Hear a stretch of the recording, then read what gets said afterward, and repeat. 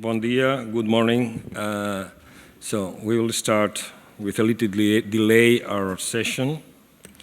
Our panel title is Integrated Resilience Planning, Approaches and Examples. So we'll have the opportunity to share different case studies, let's say, or attitudes and examples of different places of the world about resilience planning. So we'll start with Laura J., Network Manager, Sustainable Urban Development from C40 Cities Climate Leadership Group. Laura, as you want.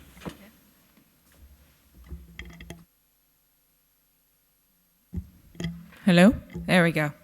All right, well, thank you very much for having me today. I'm looking forward to being here and to hearing from my other panelists as well. So I wanted to focus a little bit on a few case studies that are in C40 cities that are integrating the needs around resilience and climate change impacts to the land use and zoning policies. Just quickly, I know that I've had a few of my colleagues speak from C40, but wanted to at least put up a map of our cities. We are 83 cities around the world, focusing on mega cities and working with mayors and city officials to tackle and address issues related to climate change mitigation and adaptation. We have many cities here, one of them on the panel today, the wonderful city of Seattle. So I'm going to focus on case studies from 3 very different cities around the world, but all that are facing some real climate change impacts related to water, both from flooding and stormwater, increased stormwater impacts. And so they're all kind of dealing with it in different ways regarding their land use policies and their zoning policies. So I'm quickly just going to go through those 3 examples and to show a little bit about what they're doing. First, to kind of set up the context for each of these, Washington, D.C., so in the United States, is really facing 2 major challenges related to climate change right now. One is around heat, and one is around stormwater management. And so one of the pictures you can see is just showing the kind of average temperature increases in the summer in the city regarding urban heat island.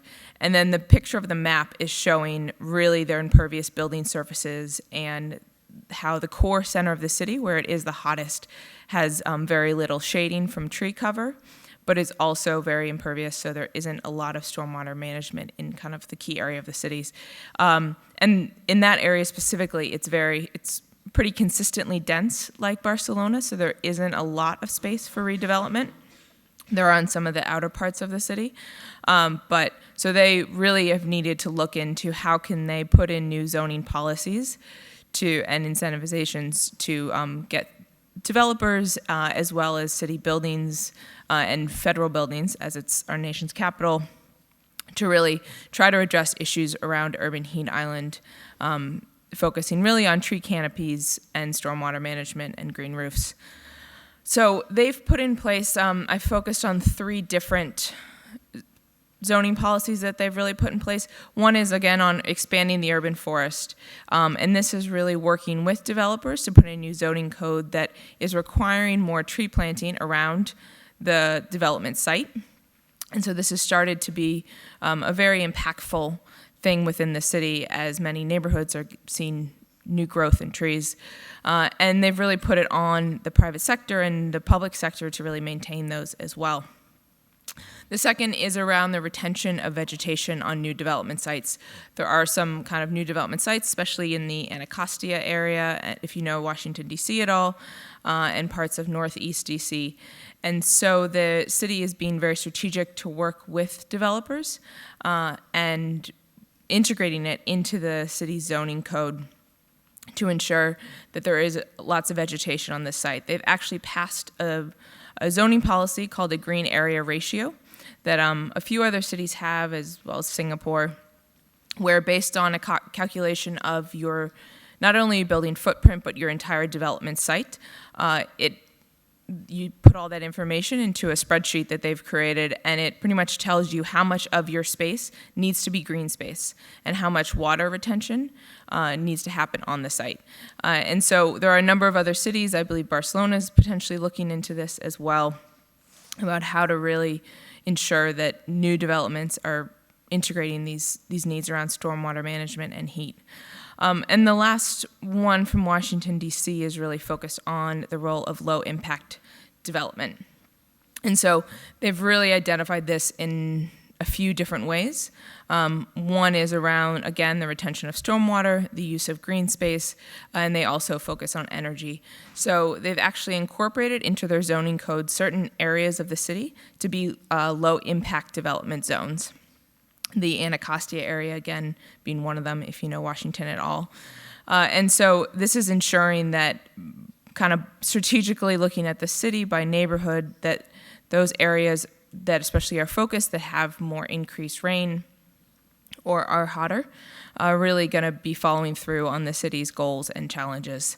And so, but I think that, throughout this, they've also learned some things along the way. And, they focused a lot on the incorporations of these policies, but they've also realized that they really need to educate the general community and developers in the private sector more specifically about how to integrate these further. And so there's obviously still a long way to go, but they've done some really great things in how they've incorporated all of these into some of their zoning policies. Next, looking at Quezon City, and I know I have some representatives from Quezon City today, so if there's specific questions on this, we can turn to them as well. But from a similar challenge around water and rain, one of their main challenges is there's a main river that runs through Metro Manila. Within Quezon City, a lot of the informal settlements are built really along that river. And very much more frequently, it's starting to flood. And those people are getting displaced, but it's also very unsafe. And the city is really needing to put in not only some strong land use mechanisms, but a solution for the people who are actually living along these areas. And so this is, again, one of the rivers that runs through Quezon City and some of the informal settlements.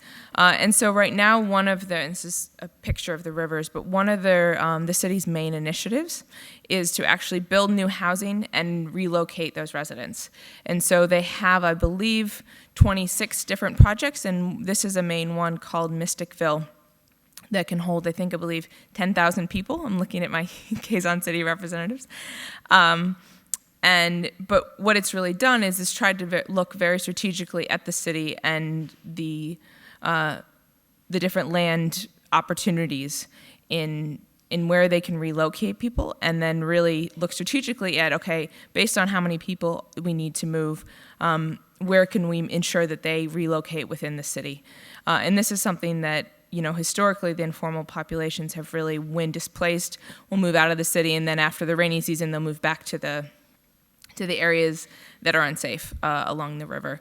And so the integration of them into the city itself and through kind of this new housing development that the city has really been pioneering. This is a picture of it that I went to visit about a month ago.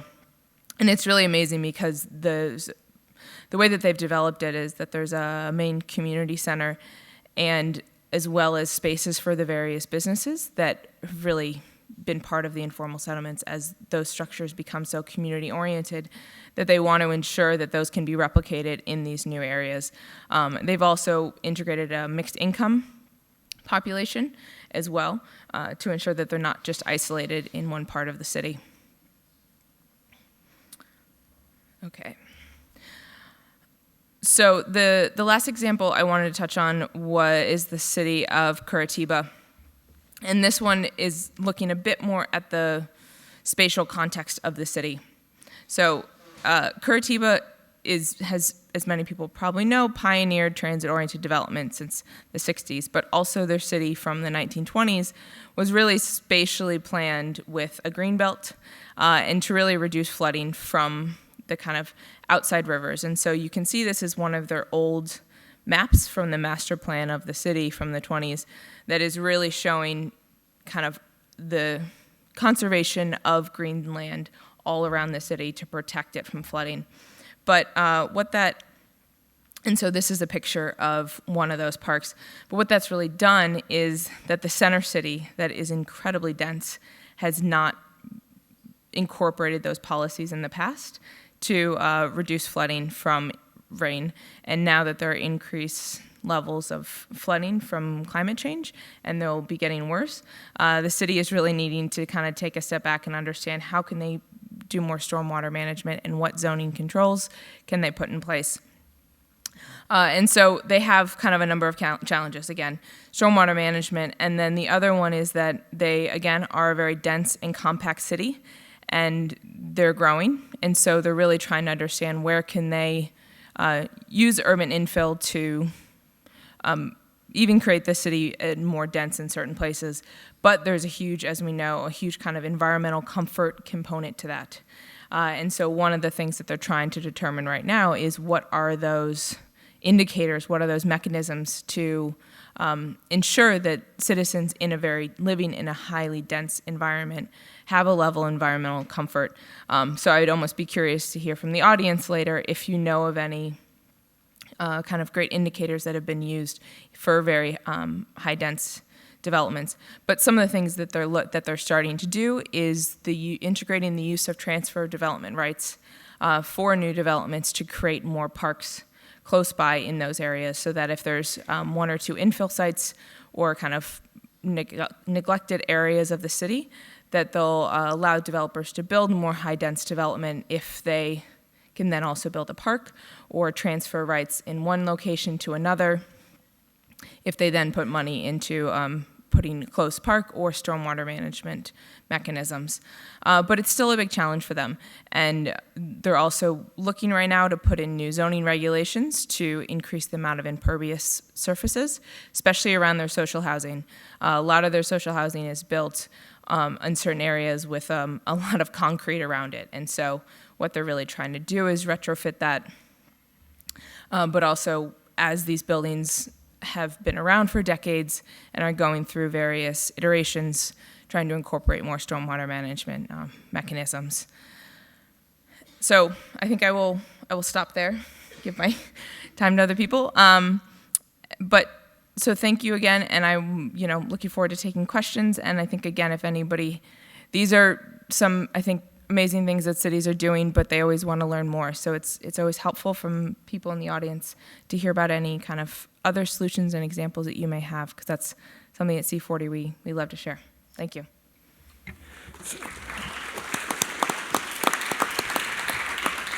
Thank you, Laura. I think later we'll have the possibility to have some conversation with the public here. So now I will give the chance to Oscar Carracedo, Assistant Professor of the National University of Singapore.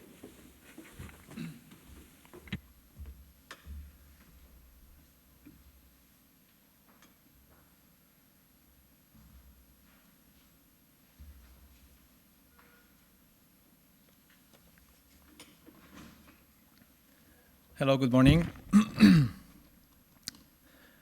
First of all, thank you very much to UN Habitat for inviting me to come here and explain you a little bit what we do in Singapore with this new initiative.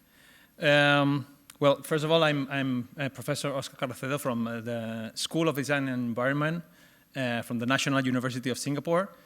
I'm the chair of the Designing Resilience in Asia.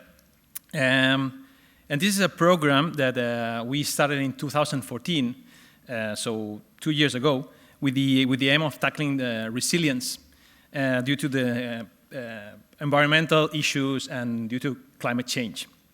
So why resilience in Asia? Well, basically because in 2004, we had this tsunami in Banda Aceh in Indonesia.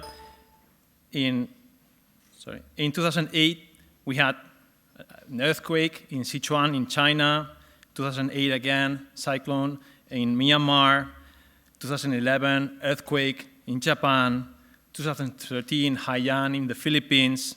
So a lot of reasons to start a program dealing with the issue of resilience and how do we recover from all these events. Actually, when we see this series of maps, we realize that in Asia, we have a lot of these events, like earthquakes, we have tsunamis, we have floodings, we have typhoons and hurricanes, which means that it makes a lot of sense to incorporate the issue of resilience in our environment and to study this issue in our environment. So, it's also because we are in the middle, we're in the middle of something that is called the Pacific Ring of Fire, which it's kind of a geographical position inside the world and makes us one of the most interesting parts of the world in order to work with these issues, which means resilience, which means disasters. So natural disasters have been exponentially growing in the last few years, as you can see here in the graphic, since the 80s. The blue part and the green one are the ones that they talk about flooding and other environmental issues, but they have been growing up really, really fast. And it's expected to be continuing growing. So actually, in 2014, almost 20 million people were displaced because of these natural disasters, and most of them due to flooding or to storm reasons. So, and this is something that in Asia, it's very, very important. As you can see here, also in the statistics, Asia is the country with the total number of reported disasters, is the geographical area in the world where we have more disasters. And actually, it's the area of the world where we have more estimated damages. So all these reasons made us starting thinking about what can we do in order to tackle this issue. Singapore, as you might know, it's in the middle of this area. We are kind of in a very safe position because we are always protected by Indonesia and the Philippines, so we are completely safe. But we are in the middle.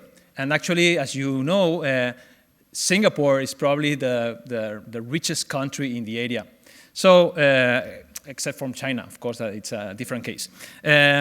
But it makes sense to study all these issues from Singapore and to involve all the countries around Singapore. So that's why we thought that it was important and interesting to start thinking in building resilient Asian cities because it's something that it makes sense. It makes sense to study as since we are also talking about the growth of cities in Asia, which is really, really high, which means that the issue of resilience is going to be even more important in the future. The thing is that our program, the DRIA program, the Design and Resilience in Asia program, focus basically, we are in the School of Architecture and the School of Design, so focuses a lot on planning, urban design, architecture design, and building technologies as a way of enhancing cities' resilience in front of these natural disasters. So what we want to be is an incubator for design, for debate, and for discussion about this topic of resilience. We usually involve interdisciplinary consortium of researchers and designers that focus on resilience. We try to research and innovate in planning, in design, in architecture, in urban systems and technologies. And we plan and design cities and urban spaces to create or to increase the resilience of local communities. So our program basically focuses on not so much on responding, but on what we call preventive planning and design, which means kind of an anticipatory process instead of just thinking about the recovery process. So using real cases, how do we go back? Oh, okay. I'm not used to PCs. So using real cases in specific sites in Asia, we focus on local aspects, local knowledge, local definition, local solutions, local actions.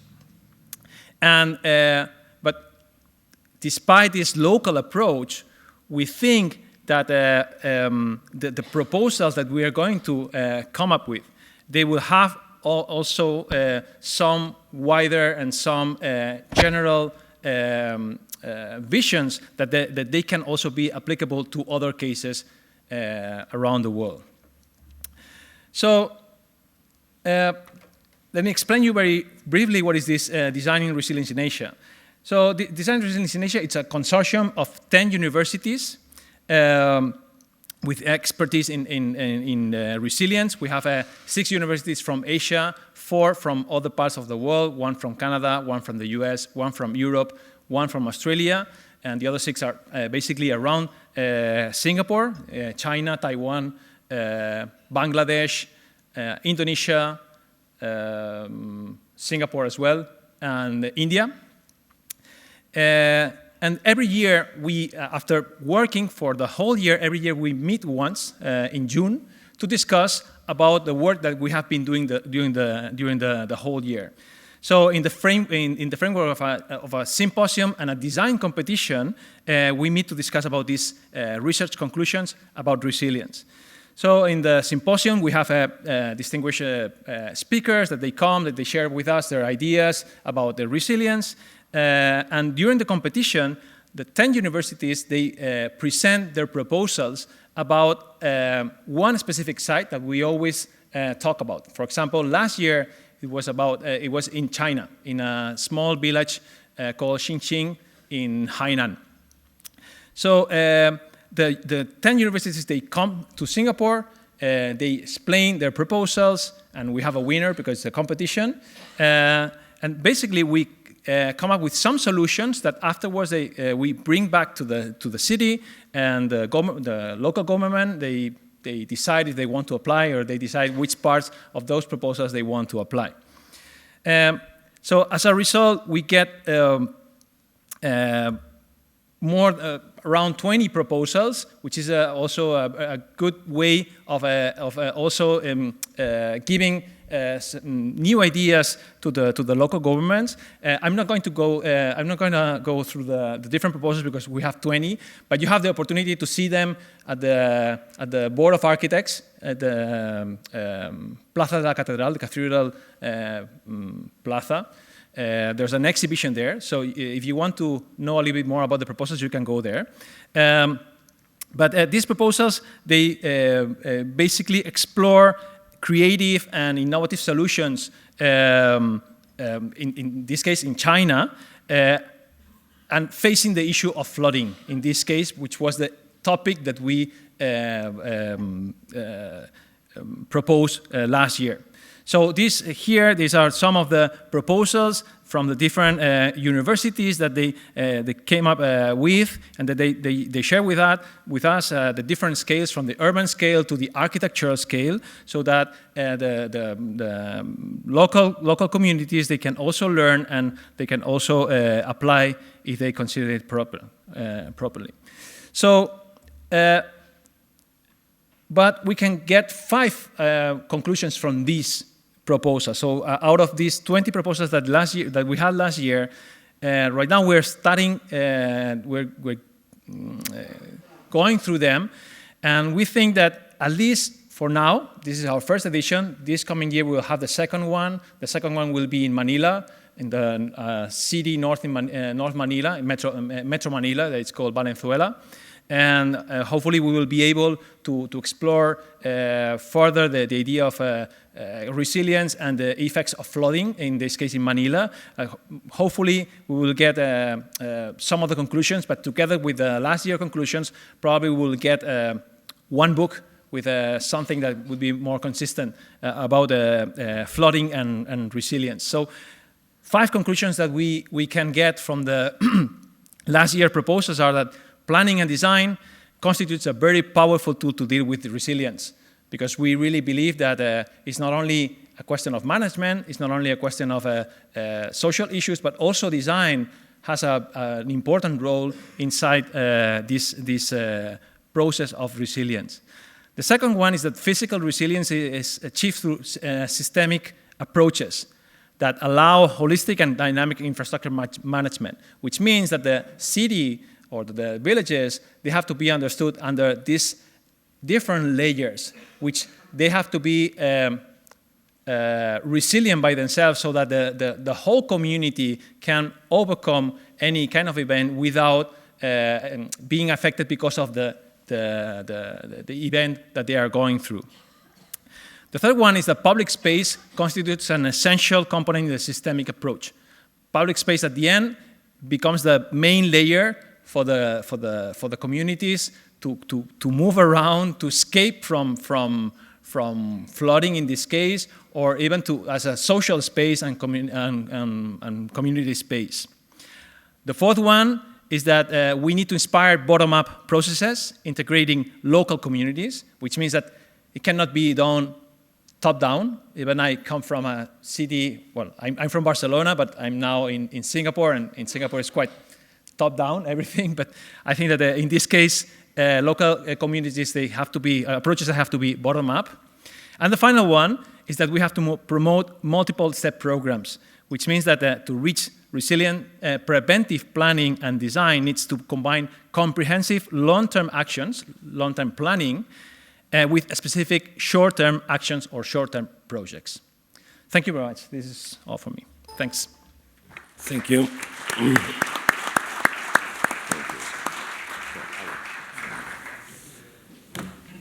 So now we will have the speech of Alexei Ivancic, senior consultant of Ante Verti, and mechanical engineers, a background and PhD in thermal science.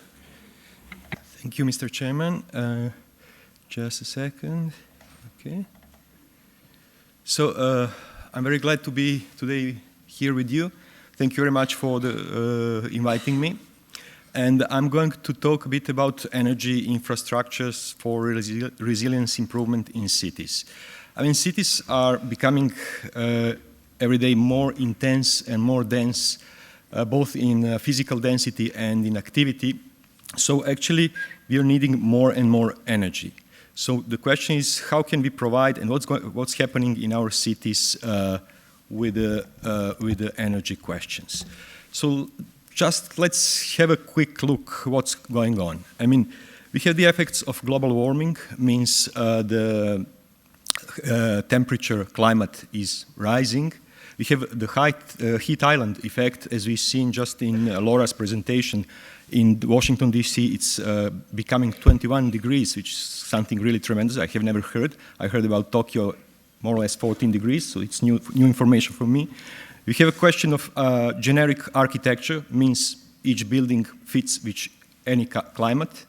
We have increase in comfort demand also. We are asking for more and more comfort, both in developed countries, but also in countries which are in development. We have tremendous growth in electronic equipment, means ICT technology, which is needing more and more cooling each day. And we have, unfortunately, also overfeeding, which is increasing also cooling demand due to comfort reasons. So more cooling is needed, actually, in our cities. If we spot just for a moment cooling demand by ICT, it's growing tremendously. Think that each time when you're downloading or uploading with your handset device gigabyte of information, means more or less 1 kilowatt hour of electricity somewhere in the world. It's somewhere in the cloud, but somewhere it's happening, really. So means that we are really using some infrastructures and some energy which is not visible, but it's there. It's somewhere in this kind of rooms with tremendous wiring systems, and all this dissipates a lot of heating. Electronics means we need to cool it down in order to work properly.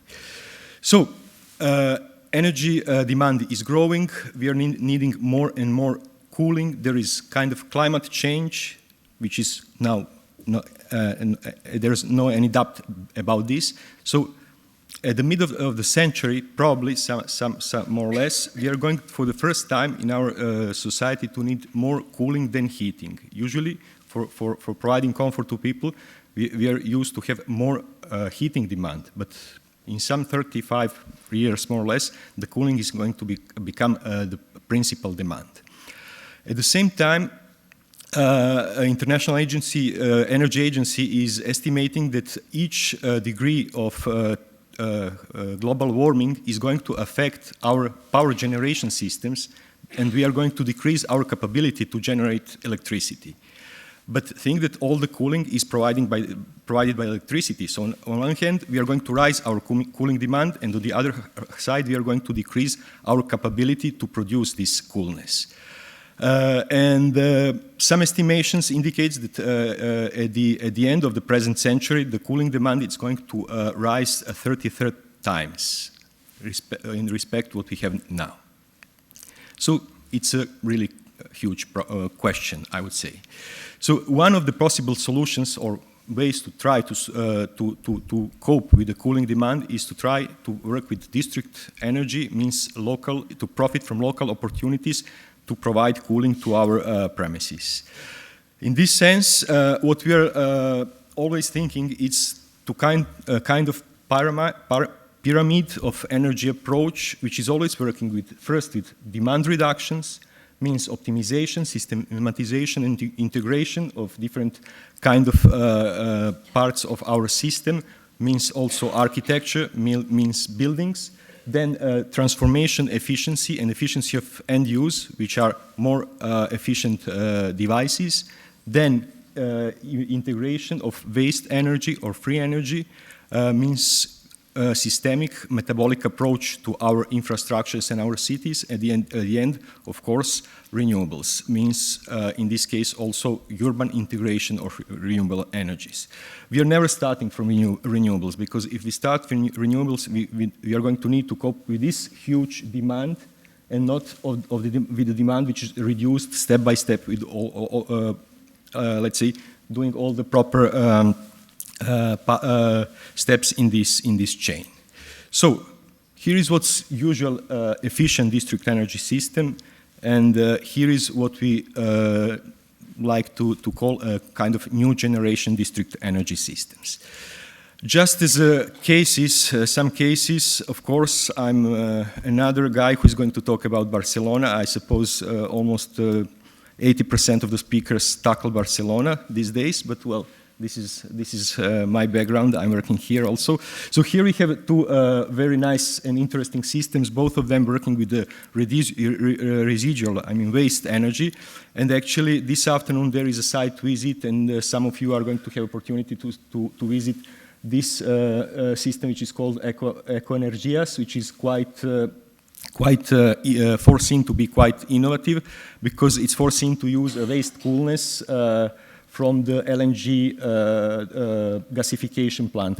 Liquid natural gas is coming to the city. It's need to be heated in order to evaporate and being circulating in the gas network. So it's presently it's heated up with the seawater, and it's going to be heated up, means it's going to cool all the network, which is going to spread around the area of Zona Franca. And the other system is working with the waste, urban solid waste treatment plant, from where waste energy is used also for district heating and cooling, both in this case. But Barcelona, of course, is not the single case. We have similar systems in Geneva, where the Lake Leman is used for direct cooling all year round in the premises and the buildings, tertiary buildings there. There is a similar system in Paris, where River Sena is used for winter cooling in this case, because in summer the temperature of the river is rising. And also in Toronto, for example, where deep lake water is used for the direct cooling also. There is a lot of systems being built in the world. In Mauritius, they're building deep ocean water cooling. In Stockholm, there is a system also working with the cold water from the local fjord. So this is a kind of approach we can try to do when we really need huge demand, huge amount of cooling, and we have local and renewable opportunities in our cities. So just to summarize, I would like to take some ideas home and as a conclusion. So think that power generation, transmission, distribution infrastructures are the critical one. We need electricity for everything, not only for cooling, of course, but the cooling demand is the demand which is rising actually fastest in our cities. So the growth of the cooling is really tremendous. So if we cope with the cooling demand in different way, not only by electricity, then we are going to reduce the pressure on the general power system. So in my opinion, the let's say work about the cooling demand contention should be among the prime objectives for the resilient cities. And we can do it, we can do this with the local resources, with the local systems, with the wise infrastructures and proper management. And by the way, this speech is just focused on the infrastructures, not on the buildings. On the other side, we should think about the design and architecture of the buildings. And just as an anecdote, this nice building is air-conditioned by the geothermal system, and I was a lucky person to be involved in this project. So enjoy this nice place. Thank you.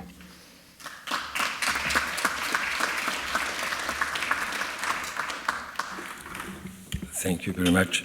Now I want to introduce you Tracy Morgenstern, Climate Program Manager, Office of Sustainability and Environment from the City of Seattle.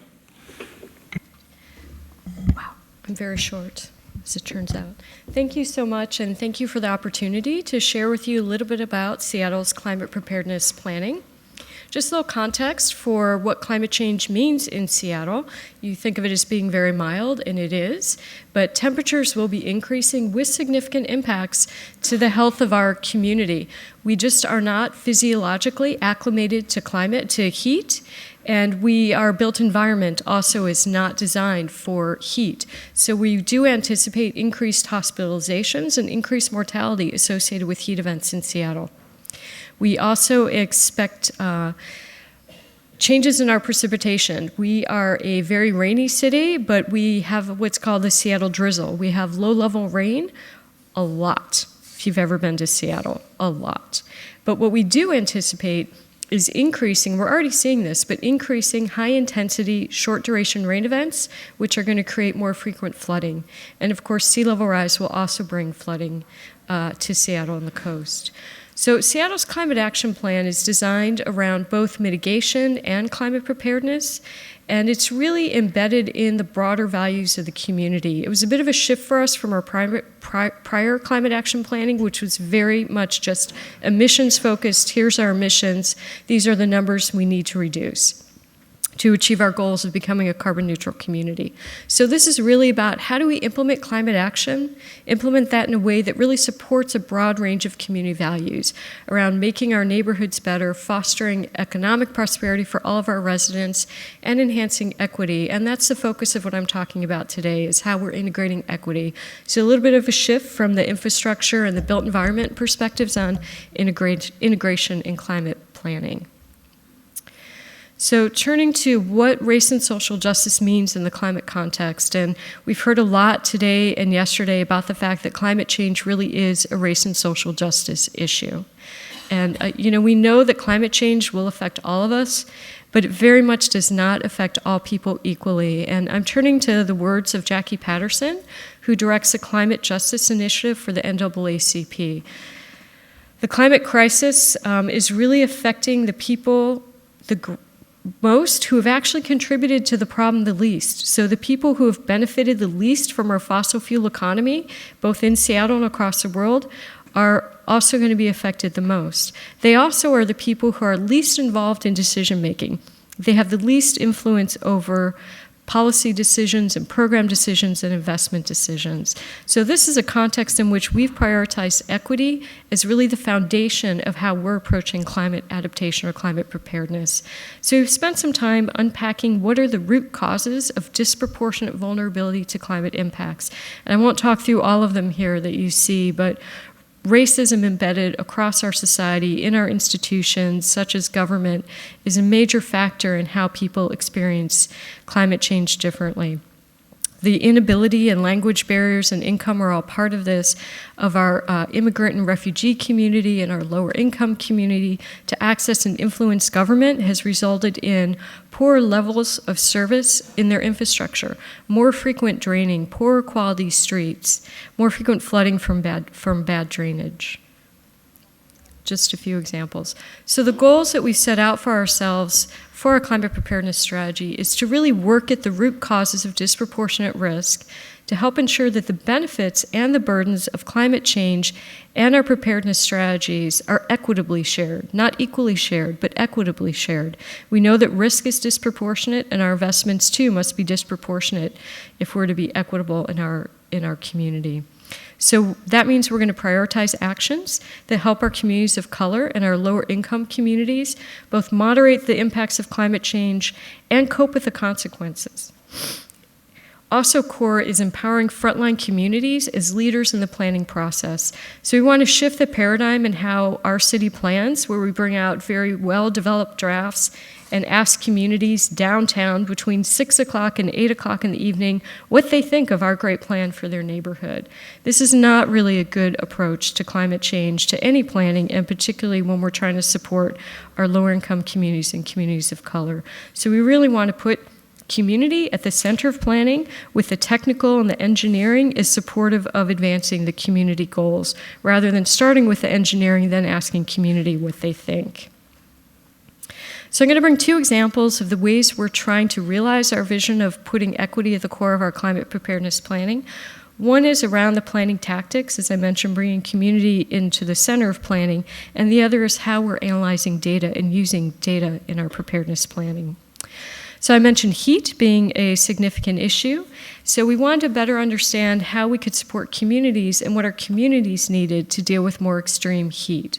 So we selected two neighborhoods. One is Chinatown International District, where we have a large immigrant and refugee community, a lot of people who don't speak English, an older population for whom heat is an even greater risk due to pre-existing health conditions. And we brought in an interagency team. We decided the city planning alone is not a good way to integrate and address this complex challenge of equity and climate change at the same time. So we brought in our public health department, which is not part of the city but part of the county. And we brought in the Clean Air Agency, which is a regional regulatory body that is responsible for air quality in our entire region, to be really core partners with us on this project. We also hired a consultant to evaluate equity. How well are we really reaching our goals of being not just inclusive, but community-driven in our planning process? So she followed the entire process. She came to the initial planning meetings all the way through our community workshops. Our next step was to bring leaders from the community into the planning process. So we hired community leaders from our community-based organizations in the neighborhoods, as well as individual activists in the neighborhood. So these are, of course, the trusted advocates in the neighborhood to help us design the engagement and to recruit for us, to ask people to come to a meeting in their neighborhood in culturally appropriate location, with interpretation, with childcare, with culturally appropriate food, and compensation for attending them. Specifically, we ran the meetings more as focus groups. We had guided discussions that our interpreters led. We had 2 interpreters per language. We had 4 to 5 languages at each meeting. And one interpreter facilitated the conversation, the other took the notes, and then later they provided back report outs, which were again simultaneously interpreted in all the different languages present in the room. And we did include stipends for all of our participants, again reflecting the fact that their expertise is equally important to the work that we're doing as other paid expertise. Some of the lessons we learned from this engagement were that Approaching preparedness planning in an equitable way on a project-specific basis is nearly impossible. Any planning that we do on a project-specific basis is already not community-driven. That's the city saying, we want to talk to your community about this transportation investment we're going to make today. We're going to come back a couple months later and talk about a land use investment. Then another department's going to come, talk about something else, and then the public health folks are going to be in your neighborhood asking you to come to yet another meeting to talk about something else. And by the way, we're probably not going to do most of what you tell us you want to do. So we spent some time doing cross-training with one of our climate justice or environmental justice community groups who came and taught us about community organizing, how that really works and how you can be effective and why we aren't very effective in our neighborhoods already. And we taught them about climate change. And then we did some great exchanges and they convened some fantastic meetings. So what we learned is really that the community leaders, that we need to have a river of engagement from that. We can't just drop in and drop out of a neighborhood. We have to have an ongoing conversation where we're learning what the stresses are, what the assets are in the community, what the vision that the community has for itself into the future, and that just becomes integrated across all of our planning. And of course, when we're building something, we're still going to want to talk to the community, but do that as part of an ongoing conversation. We also found that the interagency approach was quite valuable. We were building on some work that our neighbors had done, the public health agency had done in these neighborhoods, and this was a little bit more of a continued approach, and they're continuing to build on the relationships from this in their work as well. The community leaders, absolutely fundamental to what did go right in our meeting, and our equity consultant identified a whole lot of things that we did wrong that we're learning from, but the community leaders being part of the planning process was really core.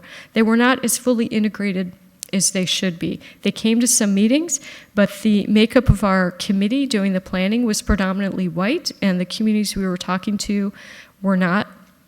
So there were a lot of things we didn't do right, but at least engaging them and learning to engage them more was really important.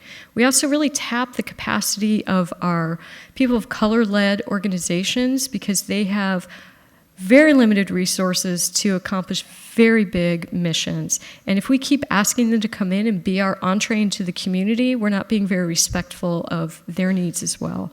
So we've recognized that we need something more systemic to support these organizations in building their capacity if we want them to augment our capacity.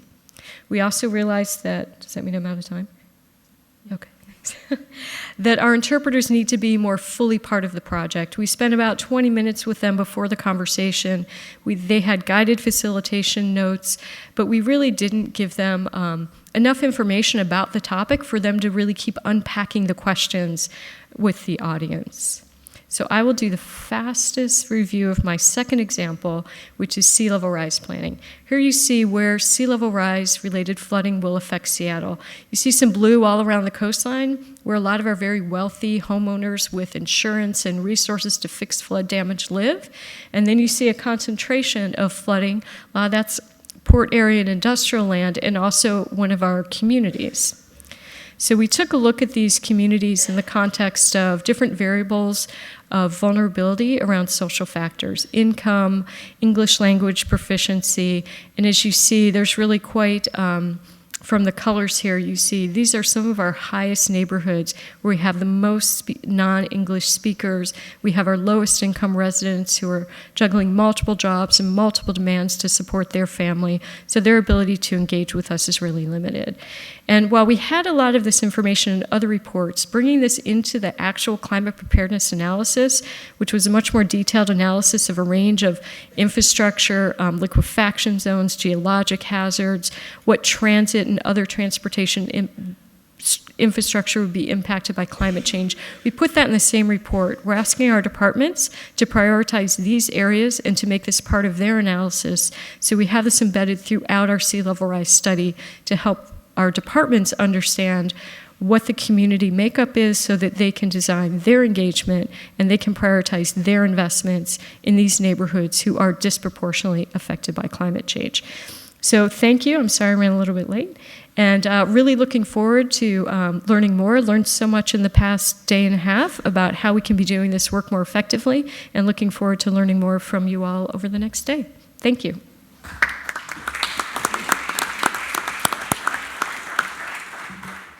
Thank you, Tracy. So we are almost out of time, but I think it has been a very interesting session because we have a very, let's say, holistic view about how agencies work in flood and water management systems in one hand.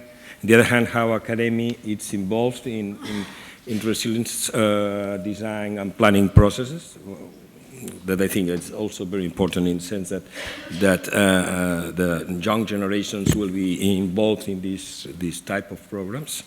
We have had this view about whether climate change connected with warming and cooling tools, how to develop new infrastructures and how to deal with that. And also very important, this social view of the climate change. I mean, so it's not only about hardware, about programs, planning, architecture, infrastructures, but it's basically also about people and citizens and communities. So we have had this holistic view about different aspects. So thank you very much to all of you for sharing with us your ideas and your knowledge. And if there's any question, it will be a pleasure to share it with our speakers.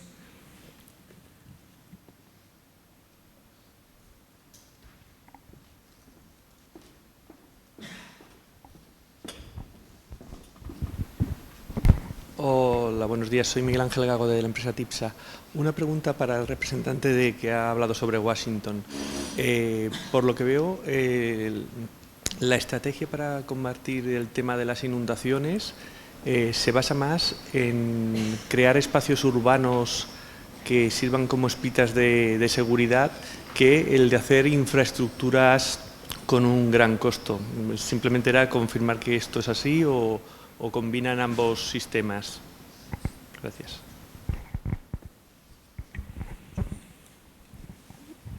Yeah, great. Thank you for the question. I think you absolutely combine both approaches, but I think for a lot of cities, it's based on both the reality of the cost of that type of infrastructure versus the cost of stormwater management infrastructure that's above ground. Also, DC is doing a lot, which I didn't touch on, around green roofs. But so I think in many cities also the role of what there's legal authority over versus what they can kind of more within their zoning regulations do becomes a big barrier and challenge. And so for a lot of cities, they may have a more long-term goal around increasing infrastructure capacity. But again, to kind of some of one of the other panelists touched on some of those short-term impacts that they can do now is really kind of some of this more on-ground stormwater management and retention.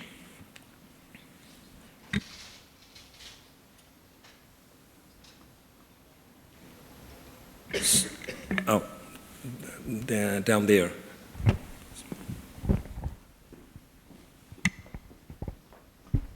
Thank you very much for all your presentations. And something, Tracy, that you shared in your presentation kind of sparked a question I have for all of you, which is engaging the community. And I know your work in Singapore as well, where it's very top-down.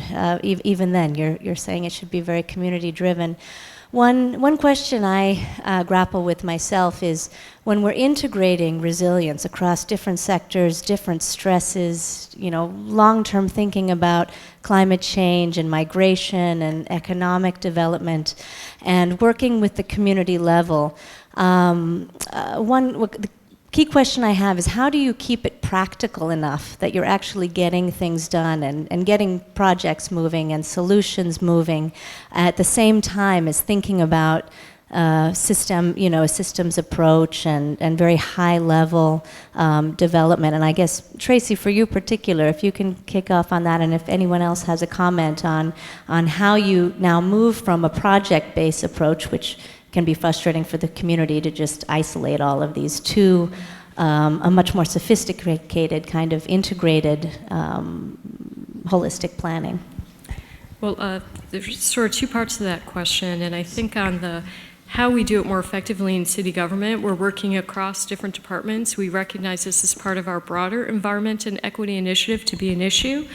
So we're trying to put systems in place that facilitate an ongoing dialogue across departments with sort of a centralized clearinghouse of making sure that all departments are coordinated is important. And on the time and being practical question, we've really realized that we seem to have plenty of time to do a lot of engineering and a lot of money to invest in how we're doing engineering and design work, but we have not invested in that way in our community, and we need to do that. So we think it's a really critical part of the planning process, and we need to find the time and the resources, and it is very time-consuming because it's very much relationship-based, but we need to make those investments, and so we're just realizing that we need to plan that way, to budget and plan that way.